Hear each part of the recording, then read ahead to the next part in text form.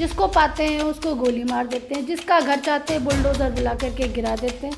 तो इसको मैं नहीं मानती हूँ कि कहीं न कहीं से ये उत्तर प्रदेश के विकास के लिए काम हो रहा है। ये सिर्फ़ और सिर्फ अपना विकास करना जानते हैं, जनता को प्रताड़ित करना जानते हैं और जनता बहुत प्रताड़ित हो चुकी है। इस बार जनता इन्हें जवाब देगी, 22 में बदलाव होगा और माननीय अखिलेश यादव जी। देखिए, परियोजनाओं और शिलान्यास के लोकार्पण में कुछ नहीं लगता है, सिर्फ एक फीता लगता है, फूल लगता है, नारियल लगता है, लोकार्पण हो गया, शुरुआत हो गई। दरअसल महिलाओं की सुरक्षा की अगर आप बात करें तो फिर ये लखीमपुर कांड, हाथरस कांड, इस तरीके के कांड जो हो रहे हैं, आए दिन हम लोग जब भी पेपर खोलते हैं हर एक पन्ने पर कहीं ना कहीं किसी न किसी बेटी की इज्जत उतारी जाती है। आप अगर महिलाओं की सुरक्षा की बात करते हैं तो फिर इस तरीके के क्राइम रेट आपके उत्तर प्रदेश में नहीं हो सकते। जो हैदरगढ़ में आप विकास के मामले में बैजनाथ जी को बहुत अच्छे नंबर नहीं दे सकते क्योंकि उसमें उनकी गलती नहीं है। भारतीय जनता पार्टी की नीति ही यही रही है कि वो स्वयं और स्वयं माननीय श्री योगी आदित्यनाथ जी स्वयं के करने पर जो उनका अपना जो फ्रेमवर्क है वो उसी पे काम करना चाहते हैं। उनको पर्टिकुलर विधानसभा के विकास से खास लेना देना नहीं है। उत्तर प्रदेश में विधानसभा चुनाव के भले ही 2 महीने बचे हो, लेकिन सभी राजनीतिक पार्टियां यूपी चुनाव में जो भी दावेदारी कर रहे हैं सभी अपनी जमीन मजबूत करने में लगे हुए हैं। आज ज़्यादा बातचीत के लिए हमारे साथ बाराबंकी से सपा नेत्री नेहा सिंह आनंद जी हैं। बहुत स्वागत है आपका फास्ट इन्फॉर्मेशन में। बहुत बहुत शुक्रिया आप लोगों का। हमारा पहला सवाल है, 2017 के विधानसभा चुनाव की अगर बात करी जाए तो यहाँ पे बीजेपी ने 5 सीटें जीती थी।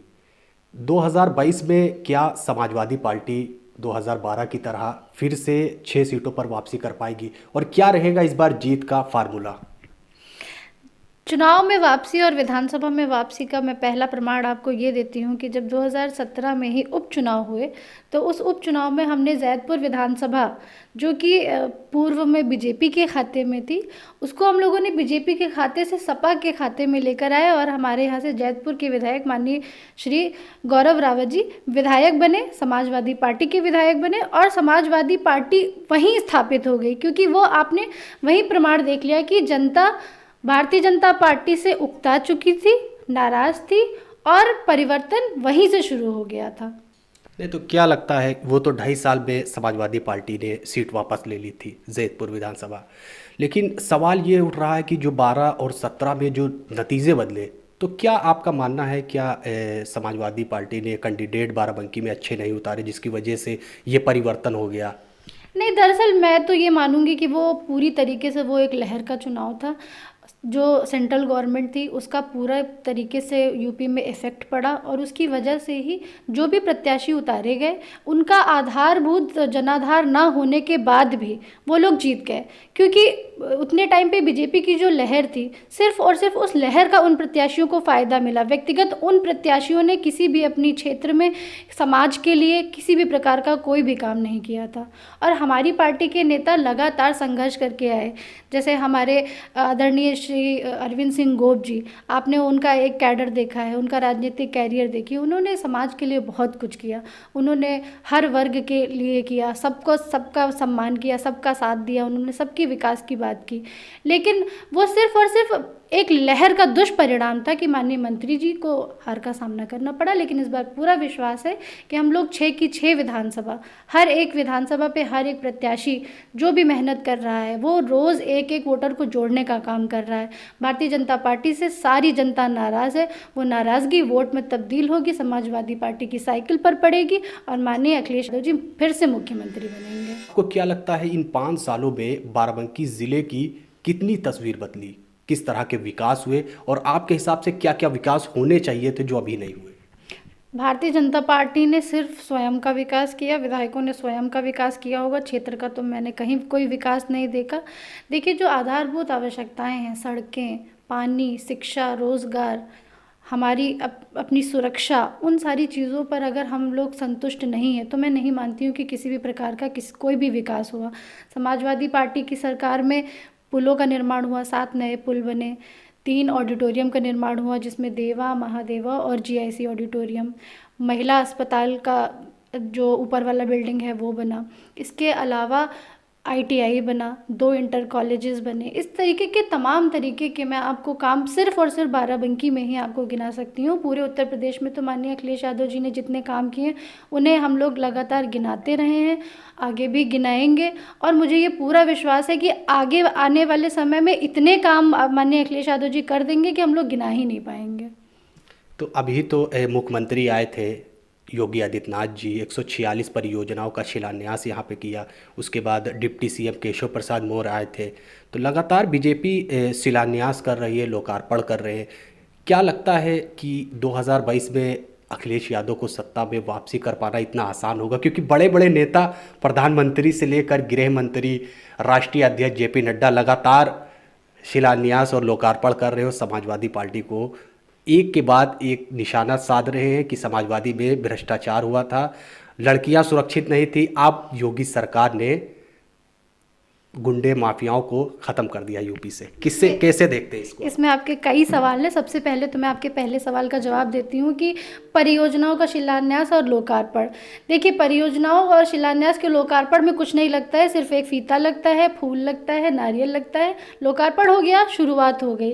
दरअसल हकीकत में अगर आप देखेंगे तो योगी जी आए थे 2017 में जैतपुर विधानसभा में। उन्होंने जैतपुर से लेकर के गंगागंज तक की एक सड़क थी जिसके लिए उन्होंने सांसद जी की उपस्थिति में वो सड़क प्रस्तावित हुई थी कि ये बनेगी। वो आज आप चले जाइए, वो आज तक नहीं बनी। तो मैं इनकी अभी जो इनकी जितनी भी परियोजनाएं हैं उस पर तो मैं उनको कहीं भी कोई रिमार्क नहीं देना चाहती हूँ, क्योंकि जब अपने पुराने पिछले वादे ही नहीं पूरे कर सके, 2017 इतना समय हो गया, अगर इतने समय में वो अपना एक वादा नहीं पूरा कर सके तो नए वादों को वो कब पूरा करेंगे, ये तो जनता ही उसका अंदाज़ा लगाए। दूसरा, आपने ये पक्ष कहा कि महिलाओं की सुरक्षा, महिलाओं की सुरक्षा की अगर आप बात करें तो फिर ये लखीमपुर कांड, हाथरस कांड, इस तरीके के कांड जो हो रहे हैं, आए दिन हम लोग जब भी पेपर खोलते हैं हर एक पन्ने पर कहीं ना कहीं किसी न किसी बेटी की इज्जत उतारी जाती है। आप अगर महिलाओं की सुरक्षा की बात करते हैं तो फिर इस तरीके के क्राइम रेट आपके उत्तर प्रदेश में नहीं हो सकते। जो महिलाओं के लिए स्पेशली आप देखें, इतने रेप हैं, इतने मर्डर्स हैं, आए दिन दहाड़े जिसको पाते हैं उसको गोली मार देते हैं, जिसका घर चाहते हैं बुलडोज़र बुला करके गिरा देते हैं। तो इसको मैं नहीं मानती हूँ कि कहीं न कहीं से ये उत्तर प्रदेश के विकास के लिए काम हो रहा है। ये सिर्फ और सिर्फ अपना विकास करना जानते हैं, जनता को प्रताड़ित करना जानते हैं, और जनता बहुत प्रताड़ित हो चुकी है। इस बार जनता इन्हें जवाब देगी, 22 में बदलाव होगा और माननीय अखिलेश यादव जी मुख्यमंत्री बनेंगे। हैदरगढ़ विधानसभा का भी ऑफ कैमरा में आप जिक्र कर रही थी। हैदरगढ़ विधानसभा, बैजनाथ रावत विधायक है बहुत। क्या आपके हिसाब से विकास कार्य होने चाहिए हैदरगढ़ विधानसभा की, खास अगर बात करी जाए? खास हैदरगढ़ की जब मैं बात करती हूँ तो क्योंकि इतना पिछड़ा क्षेत्र है तो उसके लिए आपको एक विधायक बहुत तेज़ तर्रार देना पड़ेगा पहले तो। सेकेंडली मैं ये कहना चाहती हूँ कि हैदरगढ़ में आप विकास के मामले में बैजनाथ जी को बहुत अच्छे नंबर नहीं दे सकते, क्योंकि उसमें उनकी गलती नहीं है। भारतीय जनता पार्टी की नीति ही यही रही है कि वो स्वयं माननीय श्री योगी आदित्यनाथ जी स्वयं के करने पर जो उनका अपना जो फ्रेमवर्क है वो उसी पे काम करना चाहते हैं। उनको पर्टिकुलर विधानसभा के विकास से खास लेना देना नहीं है। बड़ी बड़ी परियोजनाओं के लिए इतने पैसे निकाले जाते हैं, उन पैसों को जनता के हित में ना लगा करके इन लोगों ने अपनी अपनी जेबों में भरा, अपने अपने घरों में रखा। आप सभी लोगों ने अभी देखा है किन के घरों में कितने पैसे निकले हैं, मुझे कहने की ज़रूरत नहीं है। तो अगर जनता का काम हुआ होता तो निश्चित तौर से जनता उन्हें दोबारा विधायक बनाने के लिए तैयार होती। आज की डेट में हैदरगढ़ विधानसभा में भारतीय जनता पार्टी का विधायक बनना तो बहुत दूर की बात है। ये पब्लिक जो है हमारी हैदरगढ़ की, वो भारतीय जनता पार्टी के किसी प्रत्याशी को गांव के अंदर नहीं घुसने देगी।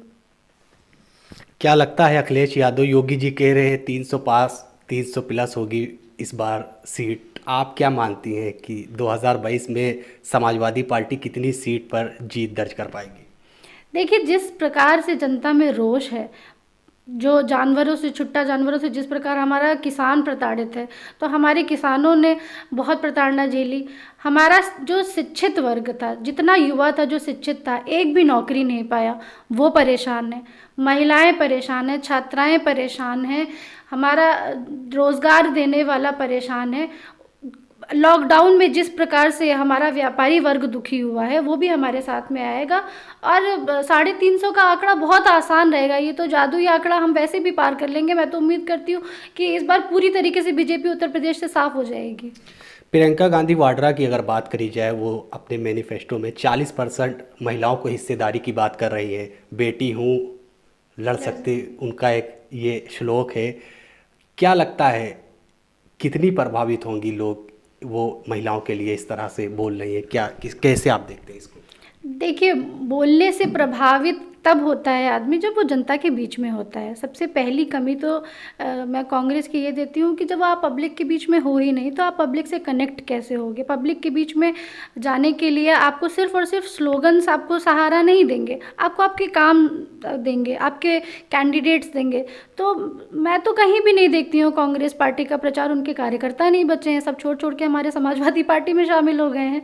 जो बचे भी हैं तो वो लोग अस्तित्व की लड़ाई उत्तर प्रदेश में तो मैं कहीं नहीं मानती हूँ कि कांग्रेस पार्टी कर रही है। केंद्र में भले ही कांग्रेस का कुछ थोड़ा बहुत बचा हो, लेकिन उत्तर प्रदेश में तो कांग्रेस मैं कहीं भी फाइट में नहीं मानती हूँ। और ऐसे लीडर्स को तो मैं बिल्कुल सिर्फ और सिर्फ स्लोगन लीडर्स कहती हूँ, क्योंकि वो जनता के बीच में नहीं है, किसी पार्टी की किसी रैली में नहीं है। और जनता चाहती है कि हम उसे नेता बनाएं जो हमारे बीच रहता है, जिसने हमारे लिए संघर्ष किया है। इसके अलावा बाकी जनता अब किसी पर विश्वास नहीं करेगी, क्योंकि भारतीय जनता पार्टी ने जिस प्रकार से जनता का विश्वास जीत करके उसको बेवकूफ़ बनाया, उसको गुमराह किया, उसको लूटा है, उसका जवाब देगी जनता। आखिरी सवाल हमारा रहेगा, क्योंकि मुख्यमंत्री जी जो छात्र छात्राएं हैं उनको 1 करोड़ मोबाइल और टैबलेट दे रहे हैं, तो इसको कैसे देखते हैं आप? क्या ये युवाओं को लुभाने के लिए ये एजेंडा का इस्तेमाल किया जा रहा है? क्योंकि ये चुनाव के वक्त ही हो रहा है, इसको कैसे देखेंगे आप? युवा क्या करेंगे उन मोबाइल फ़ोनों का, उसका स्मार्टफोन्स का और लैपटॉप वो टैबलेट्स का क्या इस्तेमाल होगा? कोई इस्तेमाल नहीं होगा, क्योंकि ये सब कुछ सिर्फ और सिर्फ आखिरी समय पर, जब चुनाव बिल्कुल सर पर है, तब बांटना कहीं ना कहीं ये दिखाता है कि वो लोगों को अपनी तरफ लुभाने के लिए, उनको आकर्षित करने के लिए कर रहे हैं। ये कहीं से उनके लिए हितकारी नहीं है। युवाओं को चाहिए कि एग्ज़ाम हो, उन एग्ज़ाम्स को वो पास करें, अपने लिए रोज़गार पाएँ। युवाओं को ये चाहिए। हमारे जो छोटे भाई जितने आर्मी की प्रैक्टिस कर रहे थे, एक भी भर्ती नहीं हुई, सब ओवर एज हो गए। 2024 आते आते उत्तर प्रदेश का बेरोजगारी का स्तर अभी तो 4 गुना पे है, आप देखिएगा 2024 तक आते आते 8 गुना पे हो जाएगा। तो युवा को मोबाइल फ़ोन नहीं चाहिए, युवा को नौकरी चाहिए, युवा को प्रतिनिधित्व चाहिए। अगर वो नहीं मिलेगा तो फिर पार्टी का अस्तित्व खत्म होना है, बीजेपी को खत्म होना तय है। इसके आगे वो चाहे जितना लुभाने की कोशिश कर लें, जितना जनता को बरगलाने की कोशिश कर लें, कोई भी बरगलाने वाला नहीं है। इस बार सब लोग अपने अपने भविष्य के लिए वोट करने जा रहे हैं। जनता पीड़ित हो चुकी है और उत्तर प्रदेश से भारतीय जनता पार्टी साफ होने जा रही है।